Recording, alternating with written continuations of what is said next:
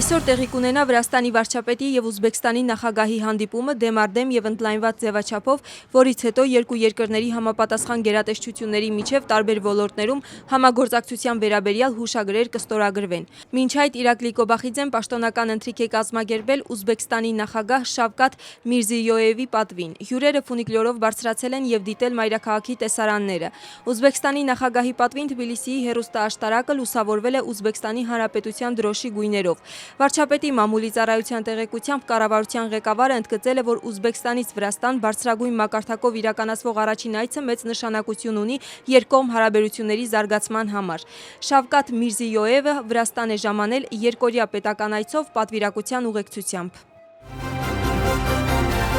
Ամենայն Վրաստանի կաթողիկոս պատրիարք Շիո III-ը հանդիպել է Վրաստանում Ֆրանսիայի արտակարգ եւ լիազոր դեսպան Օլիվիե Կուրտոյի հետ։ Դեսպանը շնորհավորել է Վրաստանի եկեղեցու առաջնորդին պատրիարքի գահ բարձրանալու առթիվ եւ անձամբ փոխանցել Ֆրանսիայի կառավարության շնորհավորանքը։ Հանդիպման ժամանակ քննարկվել են Վրաստանի եւ Ֆրանսիայի միջև առկա պատմական եւ մշակութային կապերը, ինչպես նաեւ ընդգծվել է երկու երկրների հարաբերությունների կարեւորությունը։ Հանդիպման ավարտին Վրաստանի եկեղեցու առաջնորդը հյուրին նվիրել է հոբելյանական խաչ, որը ստեղծվել է Վրաստանում քրիստոնեությունը պետական կրոն հռչակելու 1700-ամյակի կապակցությամբ։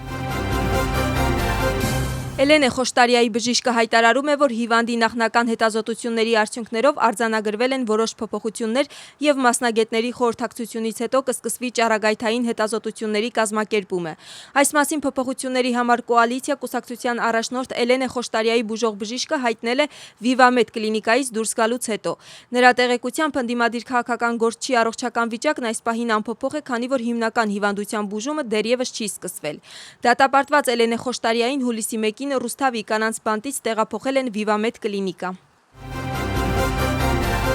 Ազգային շարժման նախագահ Թինա Բոկուչավան հասարակությունից ներողություն է խնդրում անկեղծ չլինելու համար։ Նրա պարզաբանմամբ 2 տարի առաջ, երբ ինքը կուսակցության նախագահի պաշտոնում փոխարինեց Լևան Խաբեիշվիլիին եւ փոփոխության պատճառ ներկայացվեց Խաբեիշվիլիի առողջական վիճակը, կուսակցությունը ստել էր։ 2 տարի անց Թինա Բոկուչավան ընդունում է, որ իրական պատճառը ընդդիմադիր ուժերի միավորման փորձն էր եւ մի շարք քաղաքական գործիչների համար Լևան Խաբեիշվիլին համարվում էր անընդունելի քաղաքական առաջնորդ, ուստի նրան փոխարինեցին Թինա Բոկուչավայով։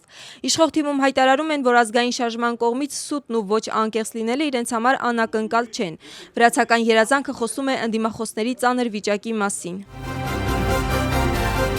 Կիևում Ռուսաստանի լայնածավալ հարձակման հետևանքով զոհվածների թիվը հասել է մոտ 30-ի, տուժել է 91 մարդ։ Որոնողափրկարարական աշխատանքները շարունակում են Դարնիցկի շրջանում վնասված բնակելի շենքի մոտ, որտեղ փրկարարները շարունակում են որոնել փլատակների տակ մնացած մարդկանց։ Ուկրաինայի մայրաքաղաքում հուլիսի 3-ը հայտարարվել է ՍՔ օր։ Քաղաքային վարչական շենքերի վրա իջեցվել են պետական դրոշները, արգելվել են ժամանցային միջոցառումները։ Իշխանությունները նաև մասնավոր հաստատություններին են կոչ անում, որպես ՍՔ նշան իջեցնել դրոշները։ Դոնալդ Թրամփը հայտարարել է, որ Միացյալ Նահանգների համար անհեթեթ է շարունակել ՆԱՏՕ-ի անդամ երկրների հետ միակողմանի հարաբերությունները։ ԱՄՆ-ի նախագահն այս հայտարարությունը հրապարակել է սոցիալական ցանցում կից ներկայացնելով գծապատկեր, որտեղ ցուցադրված է ՆԱՏՕ-ի անդամ երկրների ֆինանսական ներդրումը դաշինքում։ Ըստ այդ տվյալների ԱՄՆ-ի ծախսերը զգալիորեն գերազանցում են մյուս անդամ պետությունների ծախսերը։ Անհեթեթ է, որ Ամերիկայի Միացյալ Նահանգները շարունակի այս միակողմանի ճանապարհը, երբ հարաբերությունները փոխադարձ չեն։ Նրանք մեր կողքին չեն եղել, գրում է Դոնալդ Թրամփը։